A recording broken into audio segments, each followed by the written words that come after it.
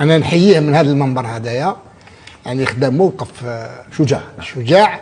كيفاش المنتخب المغربي البارح انا رحت درت شويه بحوث في الليل، لقيت بلي المنتخب المغربي كله متكون من لاعبين متكونين ولا جايين من اوروبا. واحده دوزيام دي شوز حكيم زياش لاعب ممتاز، هذاك اللاعب زياش لاعب المنتخب المغربي في 2016 قال له فون باستن انت مجنون باختيارك اللاعب للمنتخب المغربي على المنتخب الهولندي، لانه كان قادر يلعب في المنتخب الهولندي، قال لك لا لعب مع المغرب. لا هولندا ما راحوش لا كوب دي موند في 2017 والمروك راحت. رضوان واش يقولوا هولندا؟ واش يقولوا بلد كرة القدم؟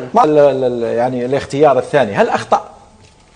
لا خيار حتمي، لانه حتى عروض ما كانش عنده خيار حتمي، ما كانتش عنده عروض حسب ما تحدثت به الصحافه الاوروبيه، انه حتى ناديه الام. كله من هذا المنبر حكيم زياش ربي يوفقك، لان خديت قرار وتكلمت، وهذا الكلام هدايا يبقى للتاريخ.